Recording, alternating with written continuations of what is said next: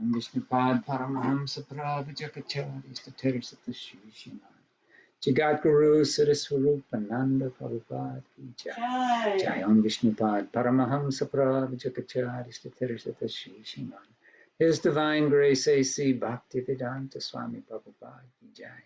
Ananta Koti Vaishnavanda Ki Jai. Namacharya Haridas Thakur Ki Jai. Prem Shikoho Shri Krishna Chaitanya Prabhu Nityananda Shri Advaita Gadadhar Shri Vasadi Gaur Bhaktivinoda Ki Jai. Shri Shri Radha Krishna Gopa Gopinath Shyamakunda Radhakunda Giri Govardhan Ki Jai. Vrindavan Dham Ki Jai. Mayapur Dham Ki Jai. Jagannath Puri Dham Ki Jai. Jamuna Mai Ki Jai. Ganges Mai Ki Jai. Srimati Tulsi Devi Ki Jai. Nitai Gaur's World Mission Ki Jai. All glories to the assembled devotees. All glories to the assembled devotees. All glories to the assembled devotees. All glories to Shishi Guru and Gauranga, Gaur Ananda.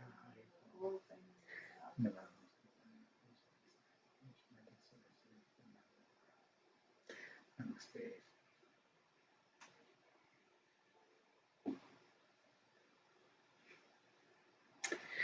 Om Jnanatamurandasya Jananjana Salakaya Chakshulunmilitam Jena Tajmai Shri Gurave Namaha Shri Chaitanya Manobhistam Stapitam Jena Bhutale Swayam Rupa Karamaya Dadati Swapadantikam. I was born in the darkest of ignorance, but my spiritual masters have opened my eyes with the torchlight of knowledge. I offer my respectful obeisances unto them. When will Srila Rupa Goswami Prabhupada, who is established within this material world, the mission to fulfill the desire of Lord Chaitanya, give me shelter at his lotus feet? Haribol.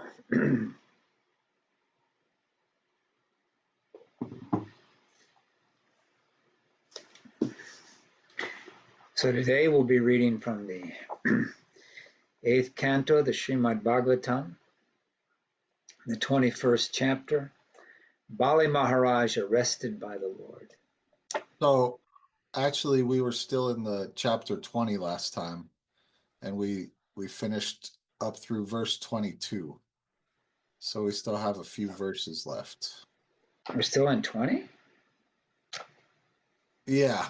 I double checked. I looked at the video from last time. Ah, wow. I'm getting way ahead of myself. Okay.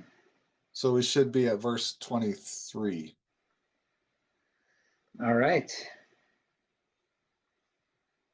So then correction. Bali Mahārāja surrenders the universe, chapter 20.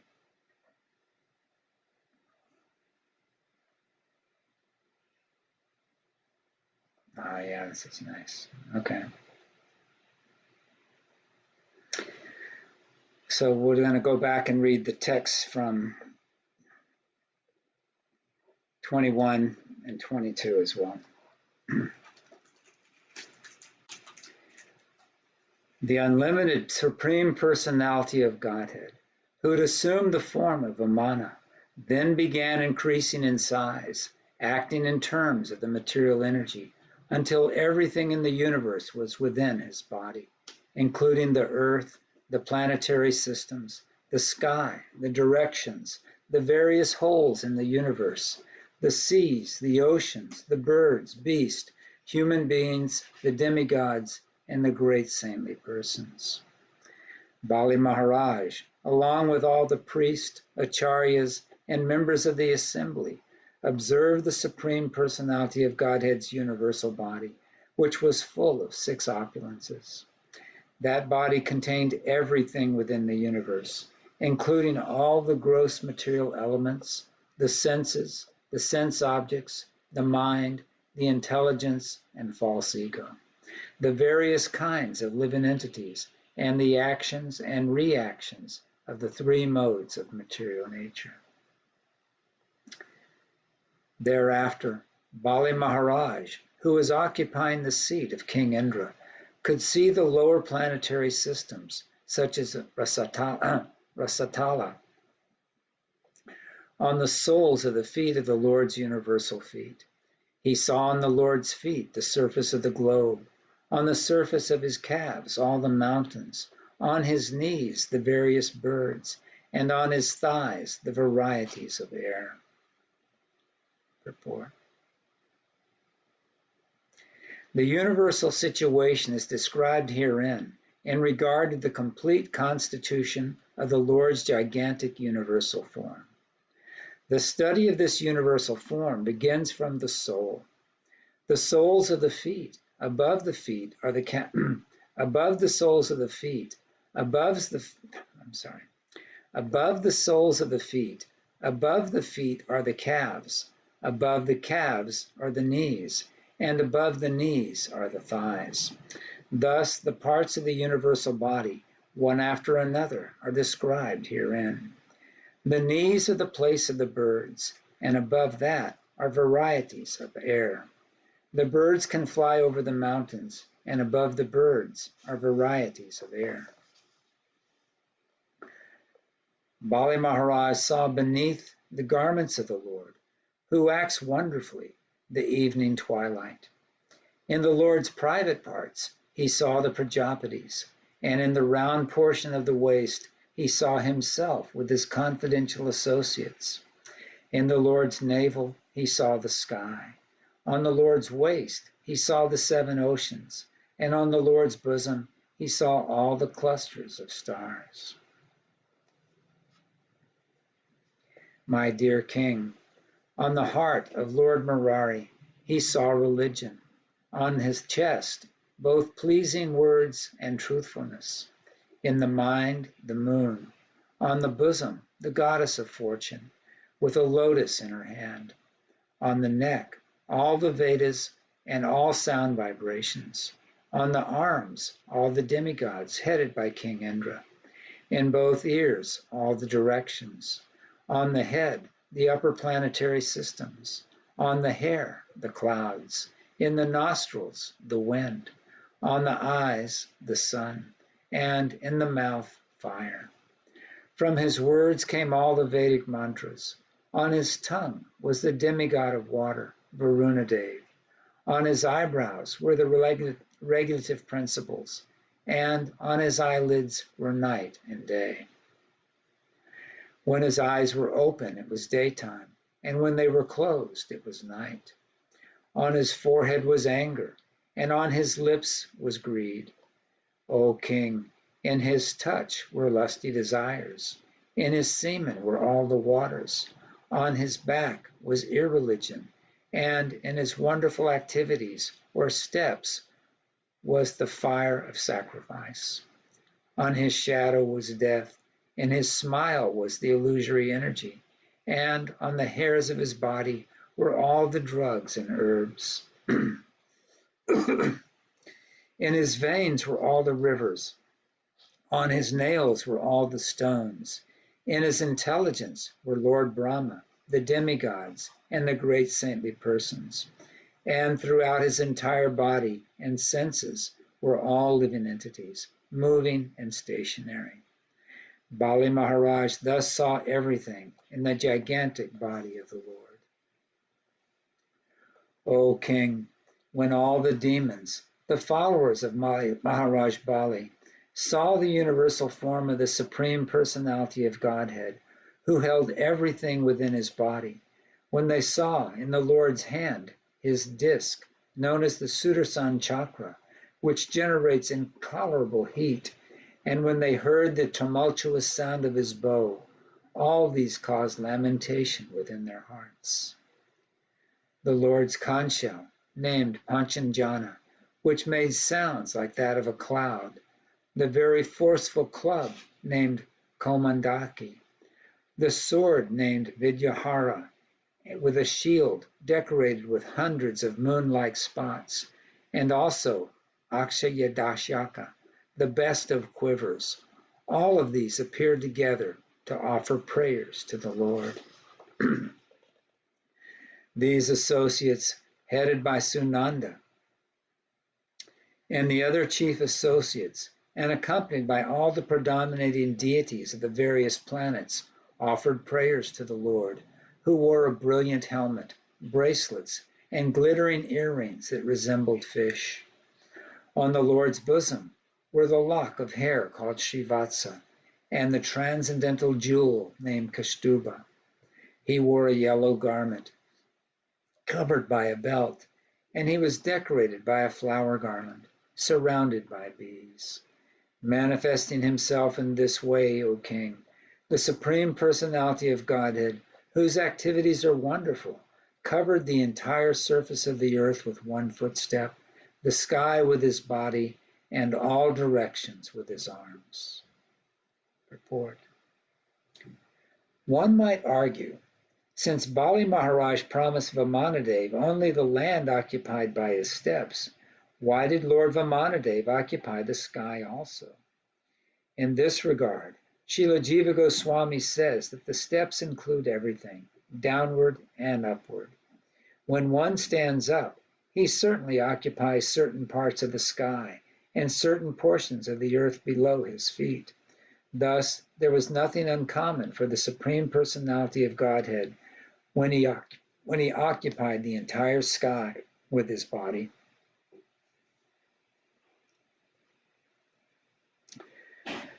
As the Lord took his second step, he covered the heavenly planets, and not even a spot remained for the third step, for the Lord's foot extended higher and higher beyond Mahārloka, Jnanaloka, Tapaloka, and even Satyaloka.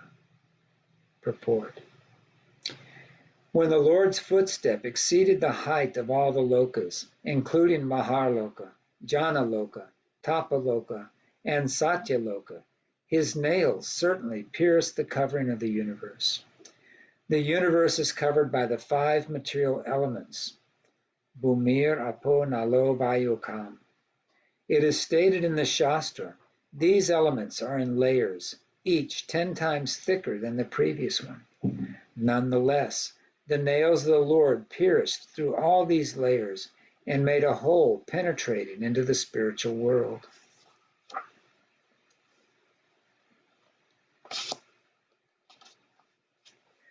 From this hole, the water of the Ganges infiltrated into this material world, and therefore it is said, Paranaka Nira Janita Janma Parvana, Dashantatara Stota 5. Because the Lord kicked a hole in the covering of the universe, the water of the Ganges came into this material world to deliver all the fallen souls. Thus end the Bhaktivedanta purports of the 8th canto, 20th chapter of the Śrīmad Bhāgavatam entitled, Bali Mahārāja Surrenders the Universe. Now continuing with chapter 21, Bali Mahārāja arrested by the Lord.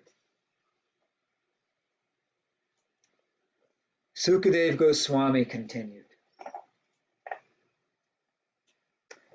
When Lord Brahma, who was born of a lotus flower, saw that the effulgence of his residence, Brahmaloka, had been reduced by the glaring effulgence from the toenails of Lord Vamanadeva, he approached the Supreme Personality of Godhead.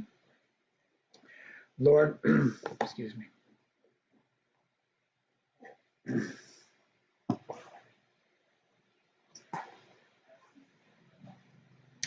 Lord Brahma was accompanied by all the great sages, headed by Maharishi, and by the yogis like Sanandanandana.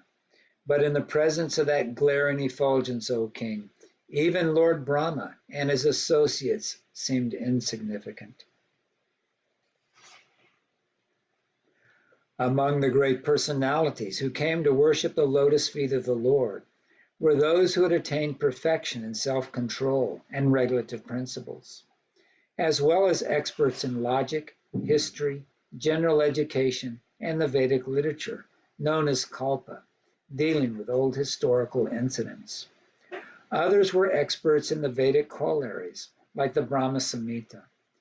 All the other knowledge of the Vedas, Sama, Yajur, Rig, and Atharva. and also the supplementary Vedic knowledge, Ayurveda, Dhanurveda, etc. Others were those who had been freed of the reactions of fruitive activities by transcendental knowledge awakened by the practice of yoga. And still others were those who had attained residence in Brahmaloka, not by ordinary karma, but by advanced Vedic knowledge. After devotedly worshiping the upraised lotus feet of the Supreme Person of the Supreme Lord with oblations of water, Lord Brahma, who was born of the lotus emanating from Lord Vishnu's navel, offered prayers to the Lord. O King, the water from Lord Brahma's Kamandalu washed the lotus feet of Lord Vamanadev, who is known as Urukrama, the wonderful actor. Thus, that water became so pure that it was transformed into the water of the Ganges, which went flowing down from the sky, purifying the three worlds like the pure fame of the Supreme Personality of Godhead. Purport. Here we understand that the Ganges began when the water from Lord Brahma's Kamandalu washed the lotus feet of Lord Vamanadev. But in the 5th canto, it is stated that the Ganges began when Vamanadev's left foot pierced the covering of the universe, so that the transcendental water of the causal ocean leaked through. And elsewhere, it is also stated that Lord Narayan appeared as the water of the Ganges. The water of the Ganges, therefore, is a combination of 3 transcendental waters, and thus the Ganges is able to purify the 3 worlds. This is the description given by Srila Vishwanath Chakravarti Thakur. Ah.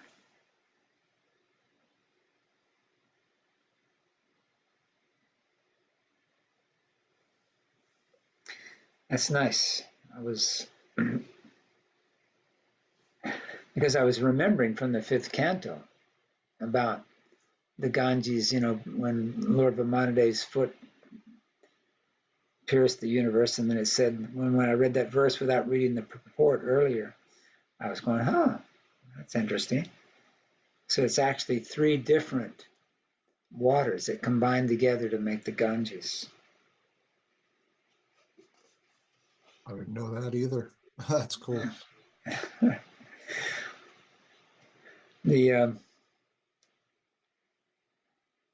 One of the interesting things to my mind about the spiritual world is how it's, and the information about the Supreme, is that it's just always expanding. I was listening to a lecture today. Srila Prabhupada was comparing love of Krishna to a banyan tree. A banyan tree just continues to grow and grow and grow, right? It just, as the branches go out, they put down more roots, and it just keeps getting bigger and bigger and bigger, just expanding in all directions. And he was comparing how love for Krishna is like that, and that it's not limited, and it's just always expanding and getting richer and deeper and more wonderful. And so we shouldn't be surprised when we find that things have a little bit more depth than we thought they might have had from other readings we had had.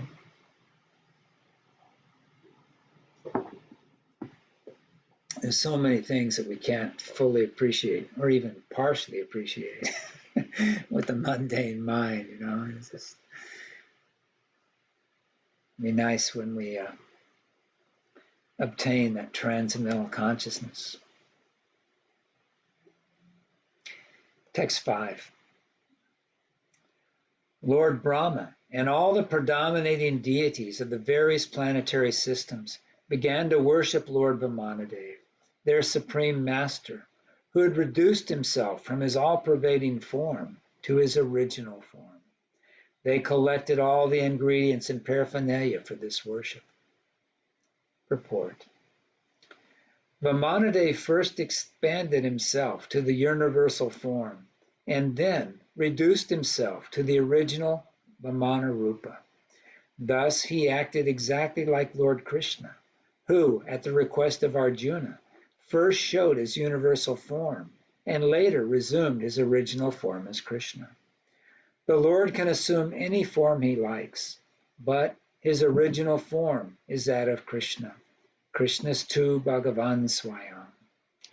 According to the capacity of the devotee, the Lord assumes various forms so that the devotee can handle him. This is his causeless mercy. When Lord Vamanadev resumed his original form, Lord Brahma and his associates collected various paraphernalia for worship with which to please him. So that's such a nice point, is that Krishna assumes whatever form he chooses, but he chooses the form according to the capacity of the devotee.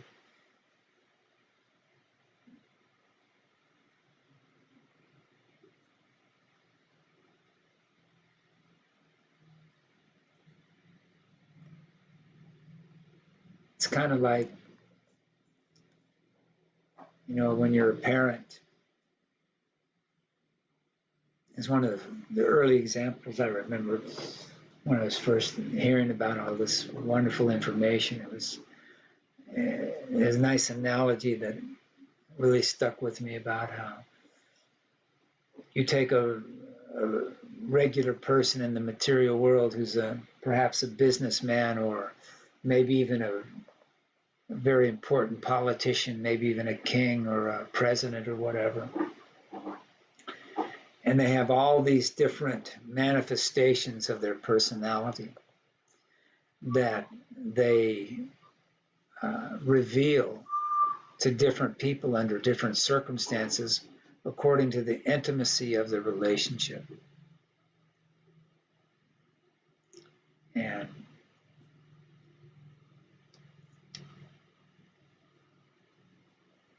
And Bhaktivedanta Swami Prabhupada is explaining here that is even carried to the point of which form that the Lord reveals to the devotee. Just like when you read the Krishna book, when Lord Brahma was witnessing the wonderful activities of Krishna in Vrindavan, and he became a bit confused and a bit doubtful, because he's used to relating to the Supreme Personality of Godhead as Lord Vishnu.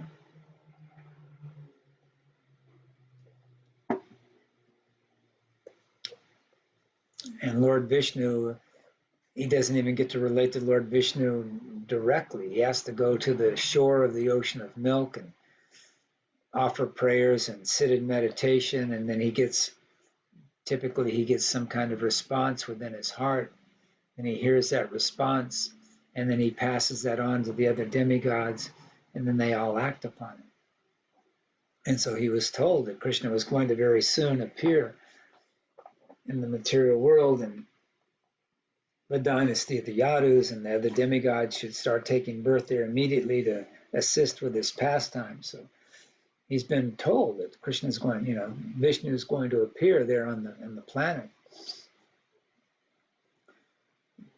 But when he sees this little boy crawling on his hands and knees and, hanging onto the tail of a calf and getting drug around the cow pens and, and laughing and playing and stealing the yogurt from the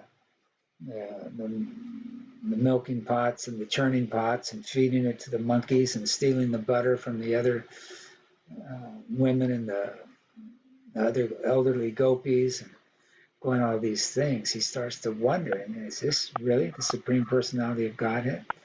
And so then he decides to test him by hiding the cowherd boys and the calves and taking them all and putting them in the cave and putting them into a mystic slumber.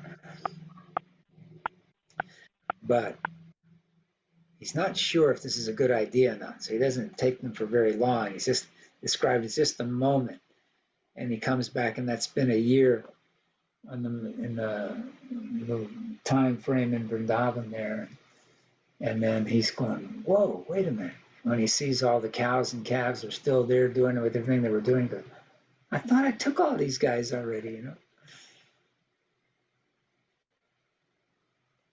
So even Lord Brahma was bewildered by the form of Krishna in Vrindavan and reacting to his most intimate devotees, because his relationship with Lord Krishna wasn't that intimate. So he had a hard time understanding how the Supreme Personality of Godhead could be tied up by the ropes of Mother Yasoda and, you know, being afraid of her whipping stick and these kind of things. And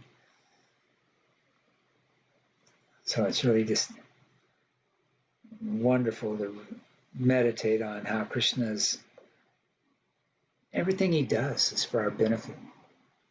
Whatever way he reveals himself to us or chooses not to reveal himself to us, or certain portions of himself, he remains. And we find it's a similar situation with the spiritual master, right?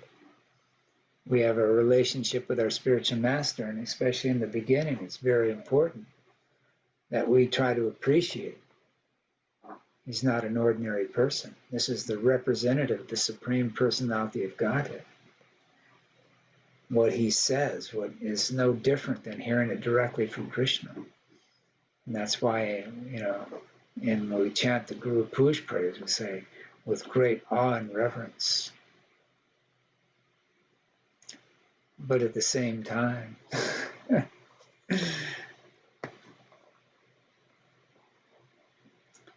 he's such a very personal, he offers such a very personal and intimate relationship at the same time with his, in his lectures, he's so joking and friendly and personable, and, you know, and we have to be careful not to, you know, there's that saying in the material world, familiarity breeds contempt. Whereas in the spiritual platform, familiarity just breeds more love, more intimacy.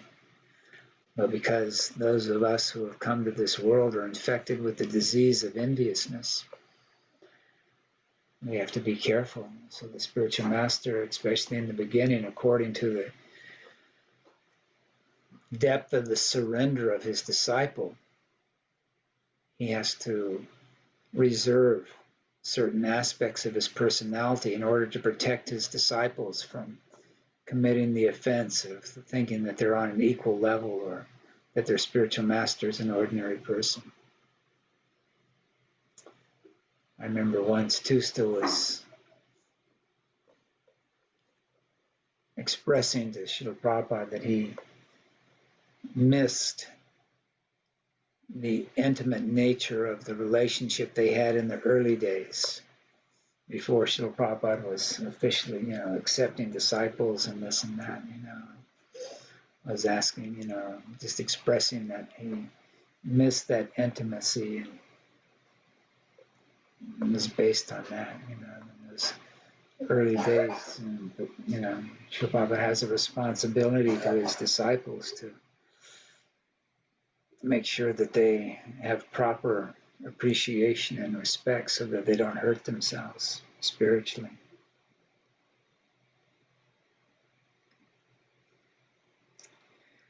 Text 6 and 7.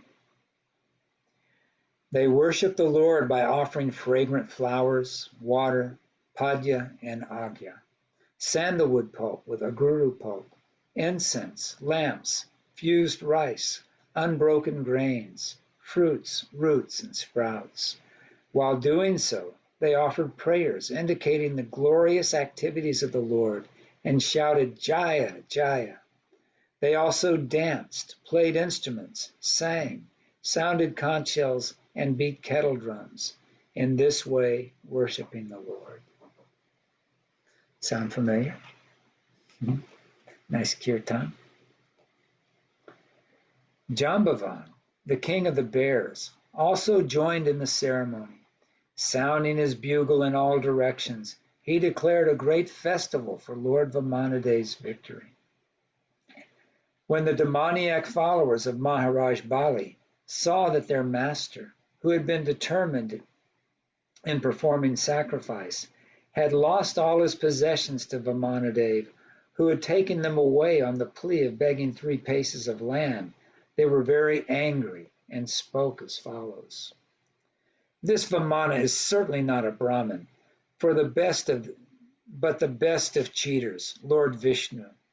Assuming the form of a Brahmin, he has covered his own form, and thus he is working for the interest of the demigods. Our Lord, Bali Mahārāja, because of his position in performing the yajna, has given up the power to punish. Taking advantage of this, our eternal enemy, Vishnu, dressed in the form of a brahmachari beggar, has taken away all his possessions. Our Lord, Bali Mahārāja, is always fixed in truthfulness, and this is especially so at present, since he has been initiated into performing a sacrifice. He is always kind and merciful toward the Brahmins, and he cannot at any time speak lies. Therefore, it is our duty to kill this Vamanadeva, Lord Vishnu. It is our religious principle and the way to serve our master. After making this decision, the demoniac followers of Mahārāja Bali took up their various weapons with a view to killing Vamanadeva. O king, the demons, aggravated by their usual anger, took their lances and tridents in hand, and, against the will of Bali Mahārāja, they pushed forward to kill Lord Vamanadeva. O king, when the associates of Lord Vishnu saw the soldiers of the demons coming forward in violence, they smiled. Taking up their weapons, they forbade the demons to continue their attempt. First, a couple of points.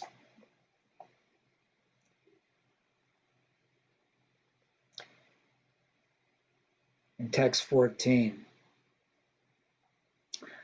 O king, the demons, aggravated by their usual anger, took their lances and tridents in hand, and against the will of Bali Mahārāja, they pushed forward to kill Lord Vamanadeva. So this is a symptom of the demoniac nature. This hypocrisy, where on one hand, they're claiming Bali Mahārāja is their Lord, their master, right? Their preceptor, the one they're supposed to be following and take instruction from. But in reality, because of their envy, their envious nature, which is why they're considered demoniac, they really don't appreciate his position. They really think that they're given the proper circumstances or are equal to or better than Bali Mahārāja.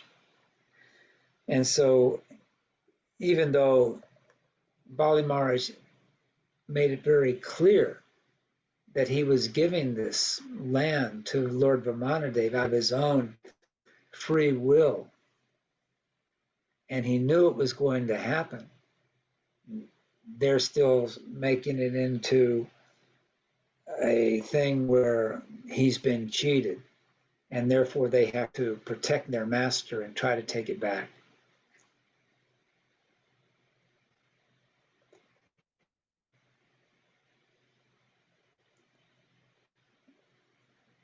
This is why it's very difficult for someone who still has demoniac tendencies to become a proper disciple of a bona fide spiritual master. To become a proper disciple of a bona fide spiritual master, it requires more than lip service. One actually has to dovetail one's will with the will of one's spiritual master. The lecture we were listening to this morning was on the honoring the disappearance of Drsya Krsna. And Srila Prabhupada was making the point about what is actual perfection.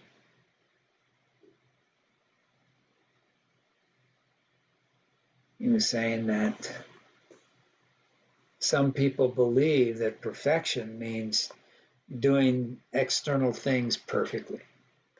And so you might have someone who's aspiring to become a devotee of Krishna, and they're putting so much energy into doing everything perfectly. They're getting up at the right time. They're chanting not just the amount of rounds that they've been given by their spiritual master, they're chanting twice the amount of rounds they're supposed to chant, and they're doing the arti just perfectly, they're offering everything just the right amount of times in the correct order, and they're putting on their tilak exactly correctly in all the correct spots, and it all looks perfect, and they're wearing the right clothing, and they're doing this and that, and they're just externally doing this and this, all these things perfectly.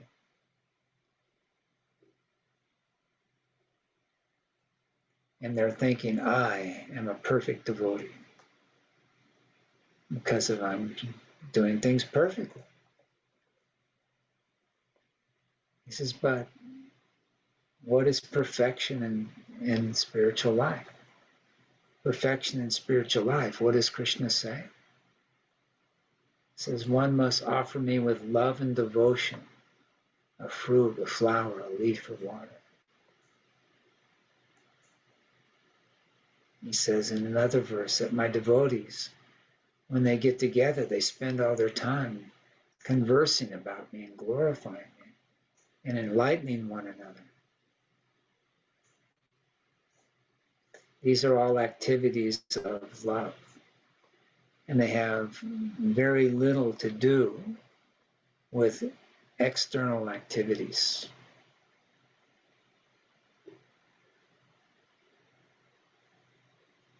Says, there's no value in trying to fool anyone, trying to fool your spiritual master, trying to fool your friends or your family members that you're a perfect devotee by doing this or by doing that external activity.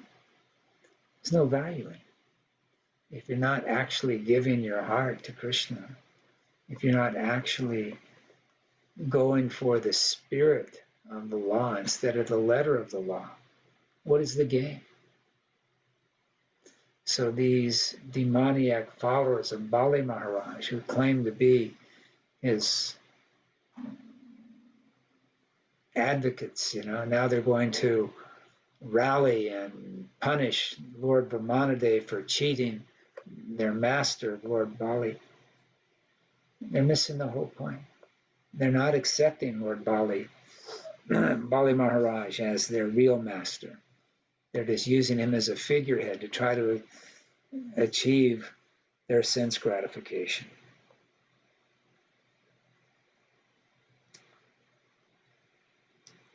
Text 15 again. O king, when the associates of Lord Vishnu saw the soldiers of the demons coming forward in violence, they smiled. Taking up their weapons, they forbade the demons to continue their attempt. Why did they smile? Now it was their turn to serve Vishnu. Huh? Yeah. Yeah? I was thinking they smiled because they knew the demons wouldn't succeed, but I think That's your answer's nice. They're getting a chance, right, to serve Krishna, right? They get a chance to protect Lord Vamanadev, and actually even Bali Mahārāja at this point. Text 16 and 17. Nanda, Sunanda, Jaya, Vijaya, Prabala, Bala, Kumuda, Kumadaksha, Vishvakashena, Pataritrat, it's another name for Garuda, Jayanta, Shrutadev, Pushpadanta, and Satvata were all associates of Lord Vishnu. They were as powerful as 10,000 elephants, and now they began killing the soldiers of the demons. When Bali Mahārāja saw that his own soldiers were being killed by the associates of Lord Vishnu, he remembered the curse of Sukracharya and forbade his soldiers to continue fighting. O Viprachiti, O Rahu, O Nimi, please hear my words. Don't fight. Stop immediately. For the present time, it is not in our favor. O Daityas, by human efforts, no one can supersede the Supreme Personality of Godhead, who can bring happiness and distress to all living entities.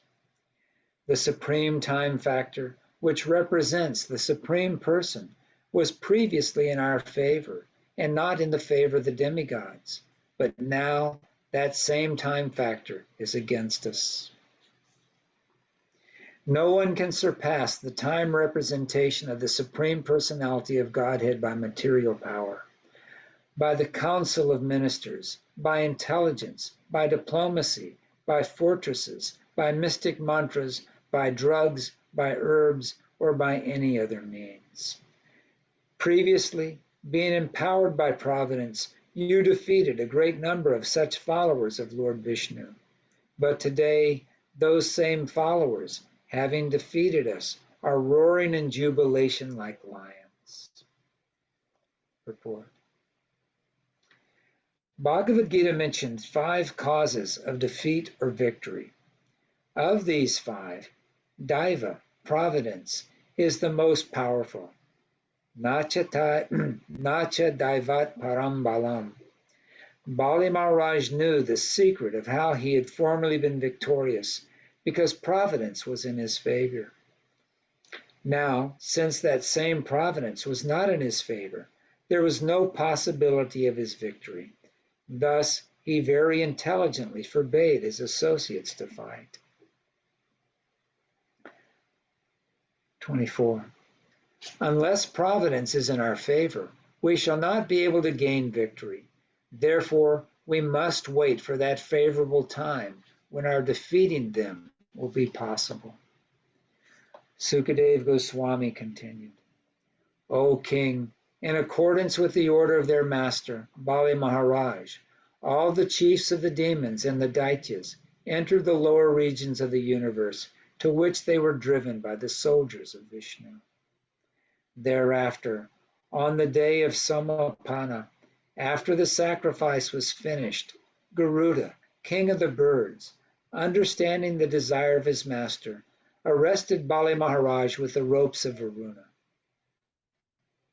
Purport. Garuda, the constant companion of the Supreme Personality of Godhead, knows the confidential part of the Lord's desire. Bali Mahārāja's tolerance and devotion were undoubtedly super excellent. Garuda arrested Bali Mahārāja to show the entire universe the greatness of the king's tolerance. Wow, what a nice point.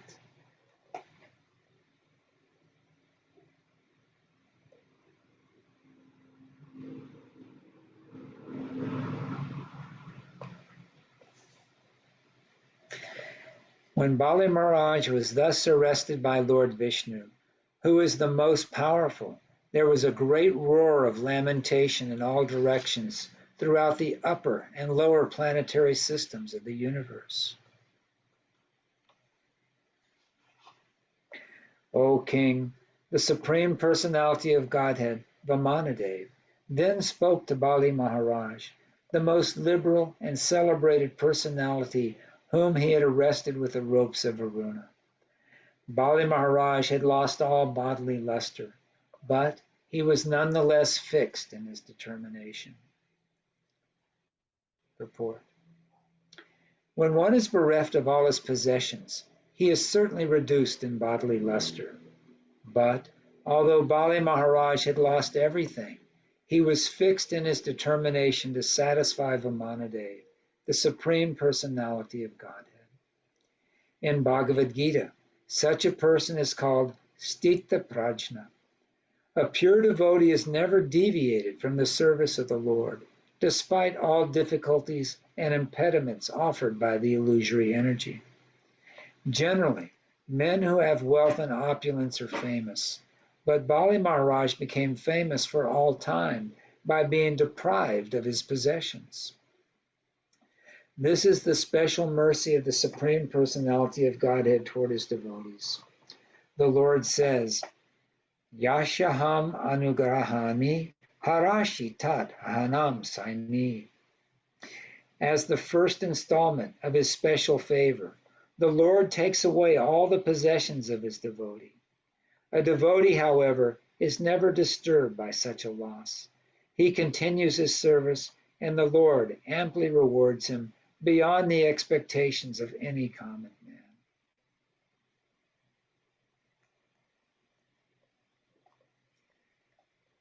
So that's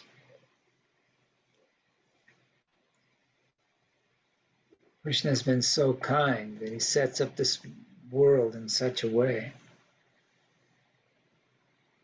that his devotees come to the point of realizing that they're totally dependent on the mercy of the Lord. They realize that whatever ability they have to render some service to the Lord is simply there by Krishna's grace.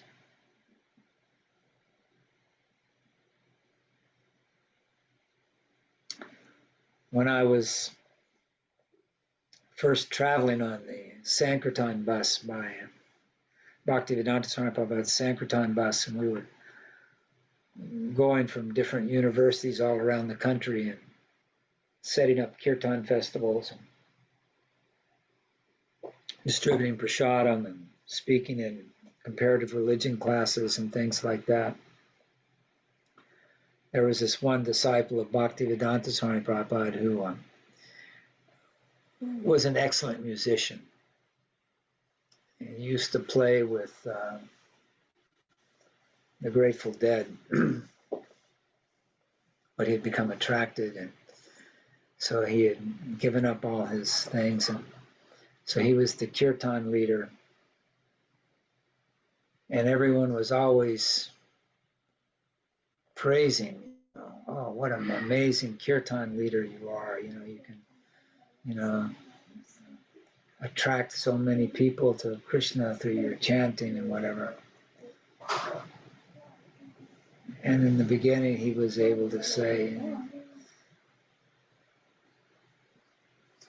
he was speaking once and he was explaining that, yes, the false ego likes to hear all these things, right? Obviously, it likes to be glorified and then praised and stuff. He says, but if one is actually having the mercy of Krishna, he realizes that any talents I may have are simply by the mercy of Krishna. And that Krishna can withdraw those talents, those gifts at any point. And we see that in this body, right? We saw it in the case of Arjuna. He was the most powerful warrior on the planet. He was able to defeat so many soldiers on the battle of Kurukshetra. But then after Krishna left the planet, when he was trying to take the gopis from one place to another, he was defeated by an ordinary personality, And this was just to help him realize that all of his powers, all of his prowess was given to him due to Krishna's mercy. And now that Krishna had left the planet and there was no longer a need for Arjuna to be the most powerful thing, Krishna had withdrawn those powers simply to help Arjuna further surrender to Krishna.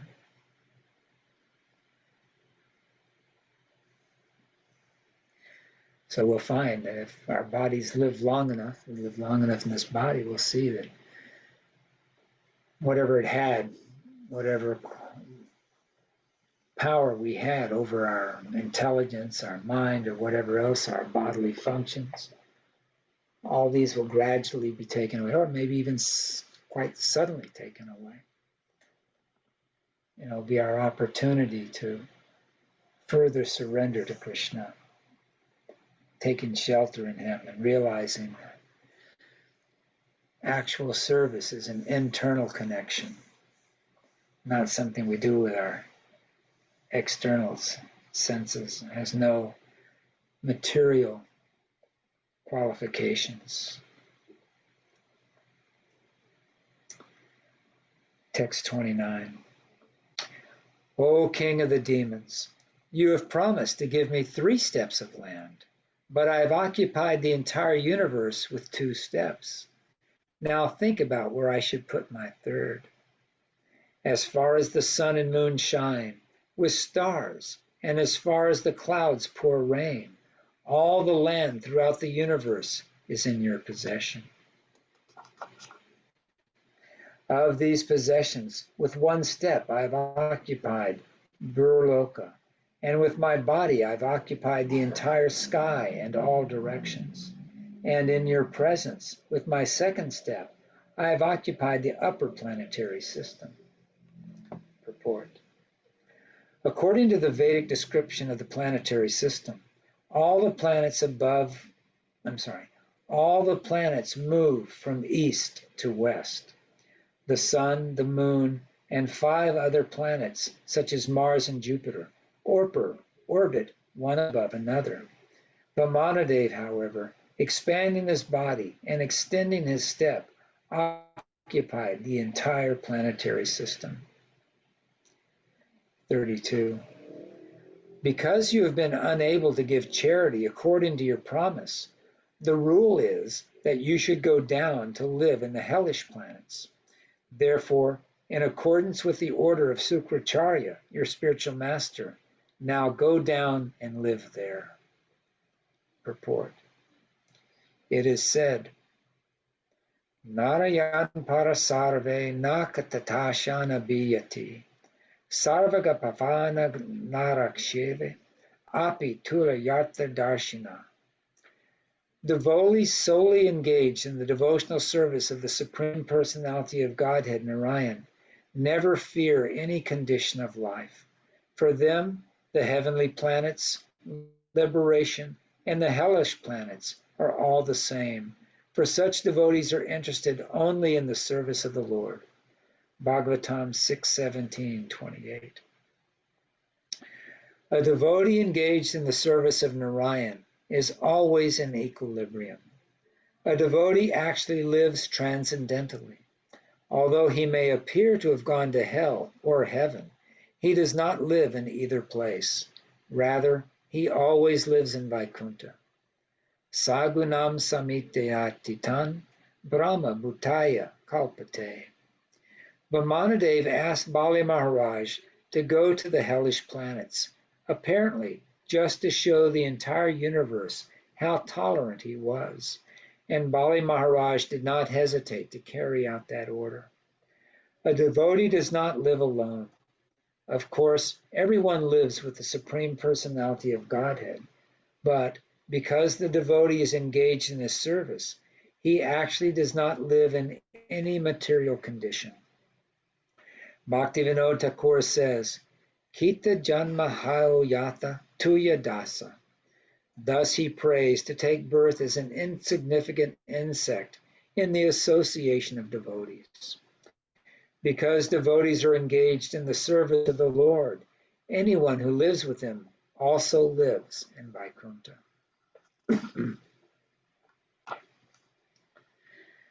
33.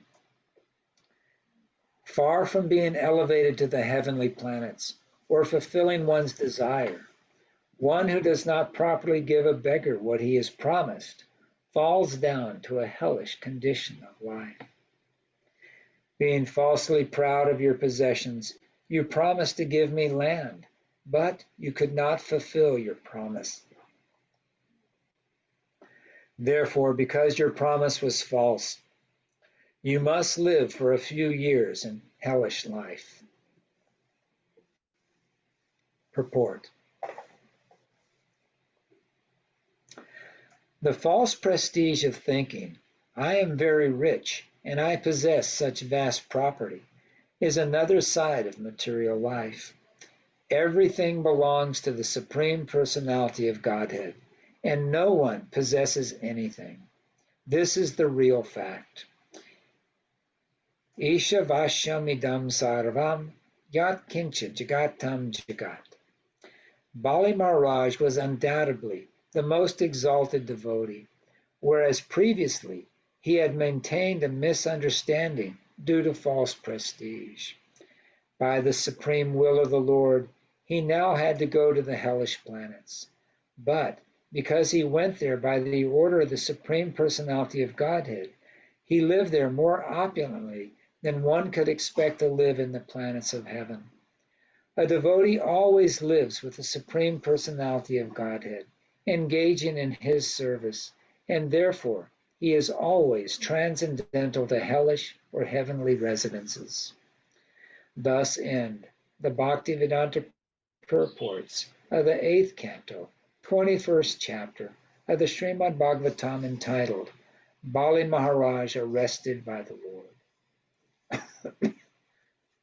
Haribol.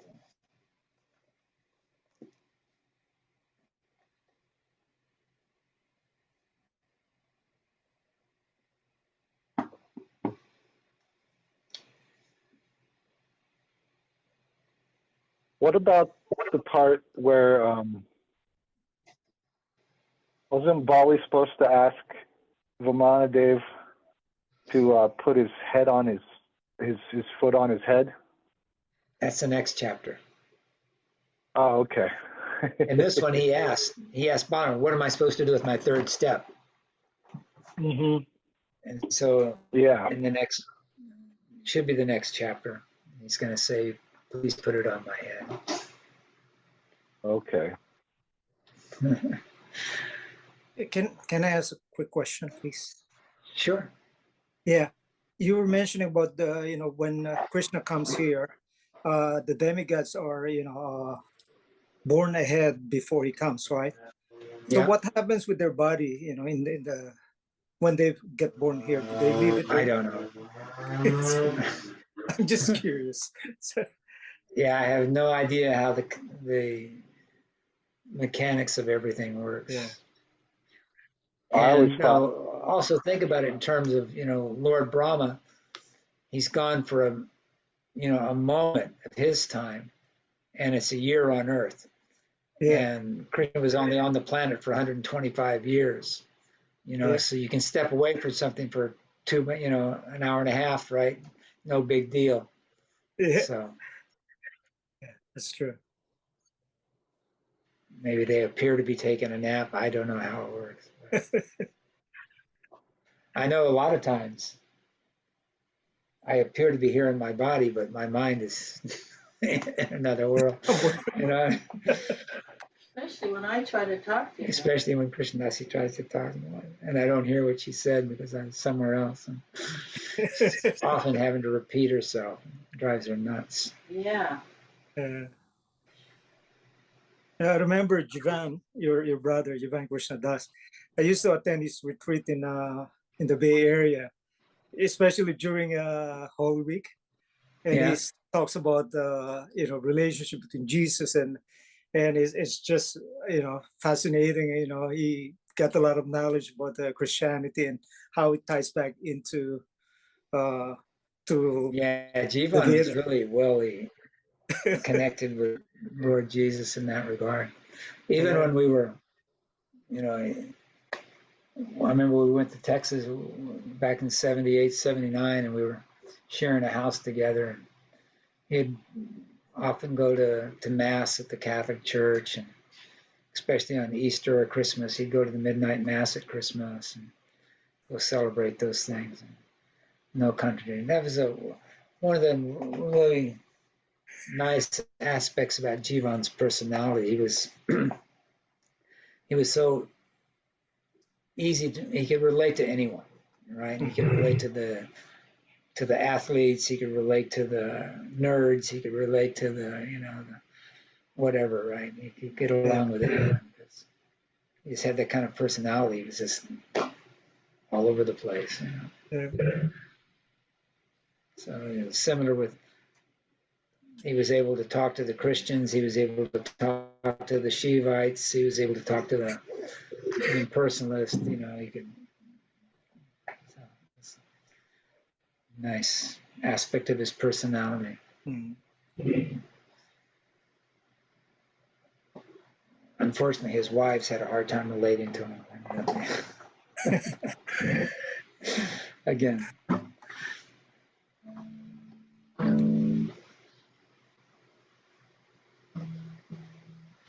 Anything else? Any other comments? One more thing. I remember when you Sure. were mentioning about the power. I heard the lecture of Prabhupada when the power leaves us before we even leave the body, right? Then one lecture he was telling about the story of Mao Zedong. Yeah, so that was Mahārāja who? yeah, Mao Zedong, the Chinese dictator. Prabhupada was telling about Chairman the story. Mao. And he was telling, Mao, he was very powerful, but at the same time, before he leaves the body, he cannot even, talk. And he was calling his, spokesperson. Then Prabhupada was telling, no. And then all of a sudden the spokesperson, now I'm taking the power, I'm so it's like that was funny. I was just cracking up laughing when I was listening to that, because again, it's so clear that your power leaves you before you even leave the body, right? And Prabhupada explained it really well in the tape lecture. So yeah. yep. And if you're still in the illusion that there's some pleasure in having that power, it's very distressing, right? Yeah. I'm sure Mao was just freaking out.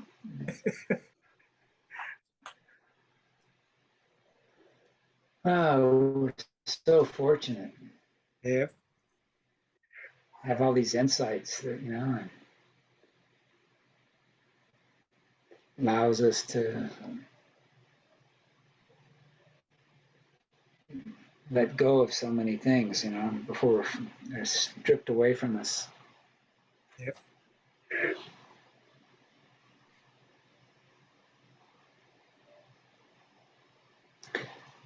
How about Kati? Haribo Namaste. I'm in California right now. So I don't know the timing is right. You haven't started or? No, we're just finishing up actually. Oh, okay. Sorry. Hare Krishna, Haribo. Haribo.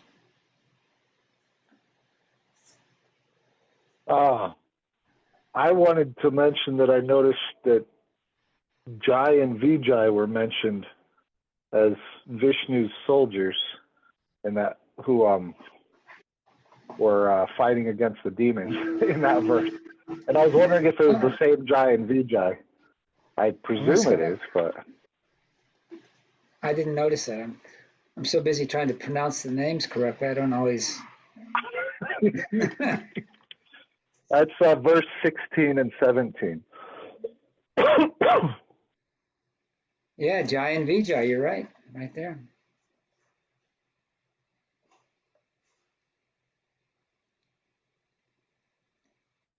It'd be nice when we get a chance to meet all these wonderful personalities and get to know them a little bit better, yeah? I wonder how that works, yeah? With unlimited living entities, you get to know everyone eventually. I mean, you got infinity to do it. Yeah, that's pretty mind-blowing.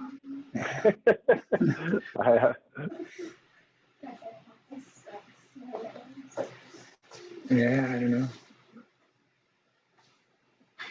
You can't imagine. You got unlimited numbers of people. That means you have to have unlimited numbers of names for everyone.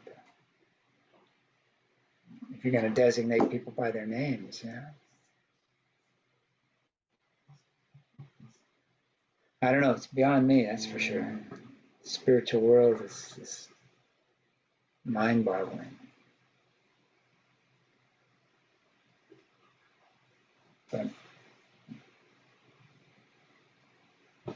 it's just like, you think about it.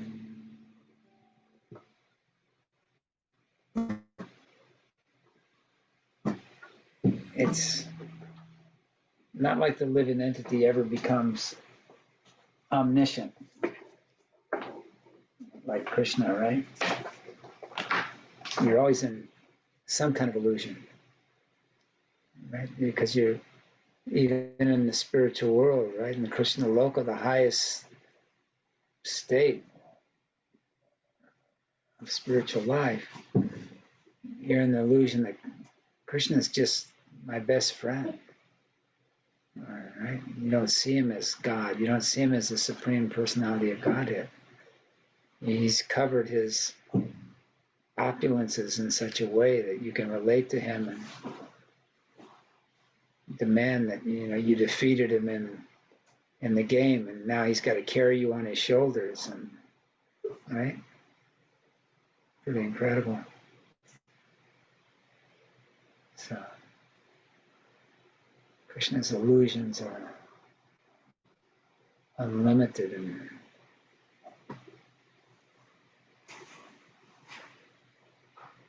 incomprehensible.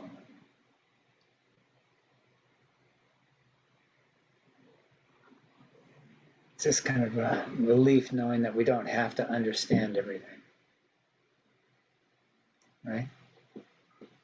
It's not important. It's just, it's whatever attracts your mind to Krishna and makes it so that you can have some appreciation for him. That's a good thing. Just take it as it comes and not be over anxious about thinking we have to understand everything directly and figure it out with our puny little minds and put everything in their little box with their little label on them, bring it under our control.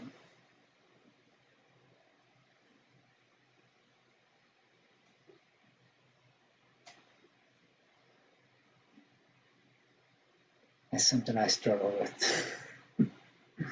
I have a tendency to want to do that, right?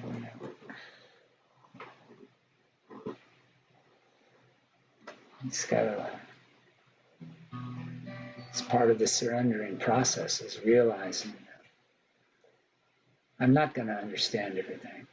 I don't need to understand everything. Just need to understand that Krishna and his devotees love me unconditionally, that I'll be happy if I return that love and engage in those loving affairs and those loving relationships, and take their advice and their instructions to heart and do those things that help me enter into that consciousness. It's all very simple, actually.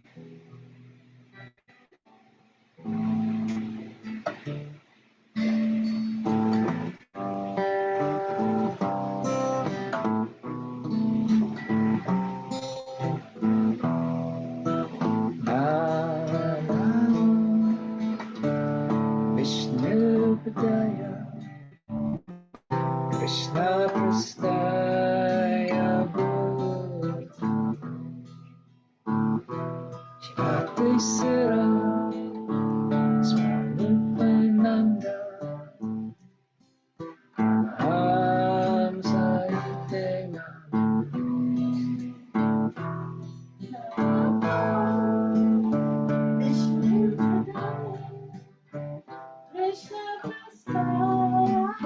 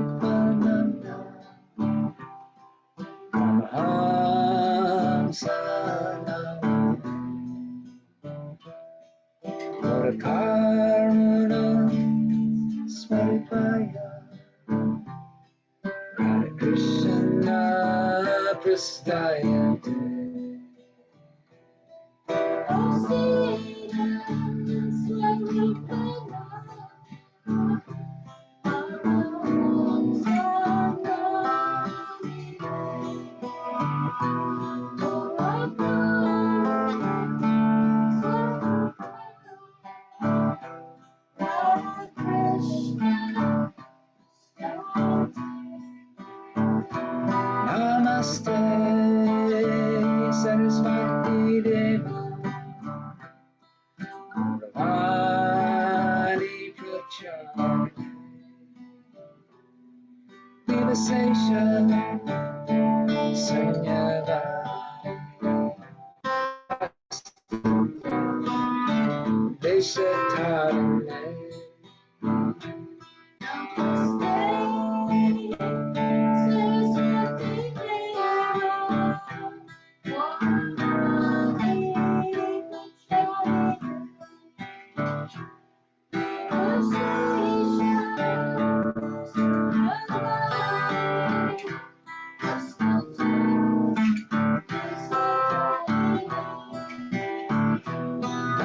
Shri Krishna Chaitanya Prabhu Nityananda Shri Advaita Gadadhara Shivasudeva Bhakta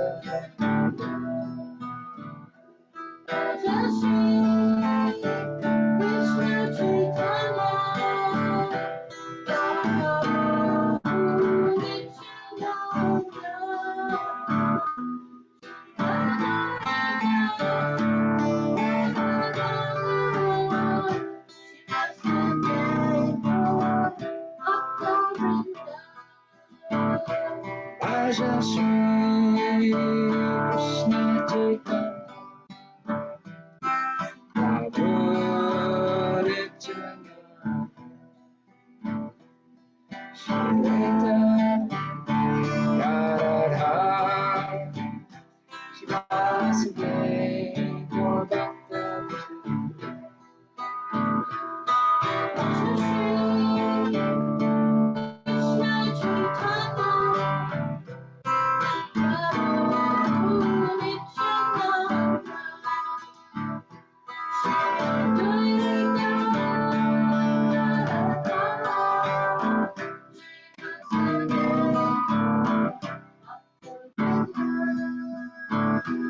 Hare Krishna, Hare Krishna, Krishna Krishna, Hare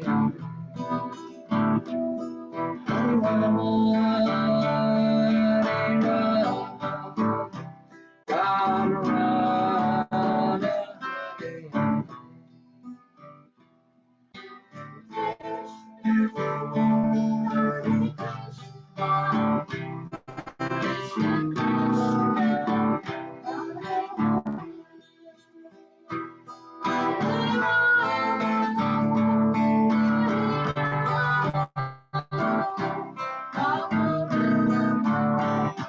Hare Hare Krishna, Hare Krishna, Krishna Krishna, Hare Rama, Hare Rama,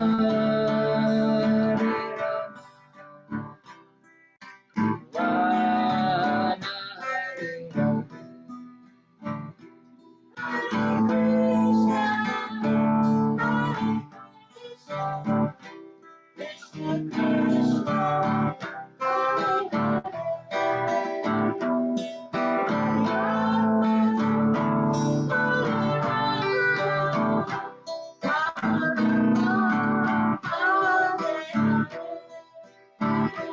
Jaya Radhe, Jaya Krishna, Jaya Jaya,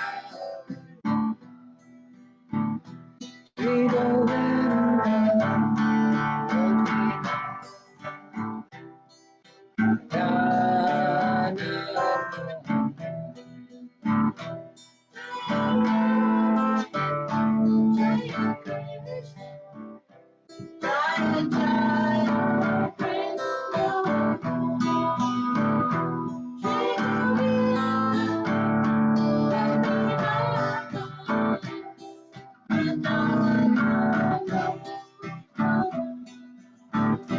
Jaya Jaya, Srila Prabhupada, Jaya Jaya.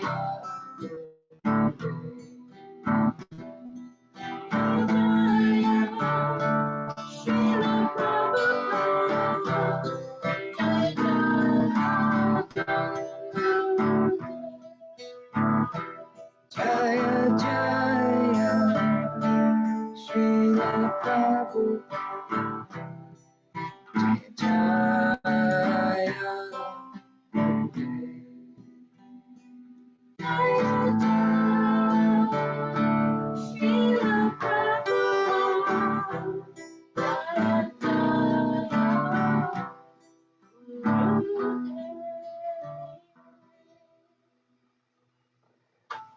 Haribol. Haribol.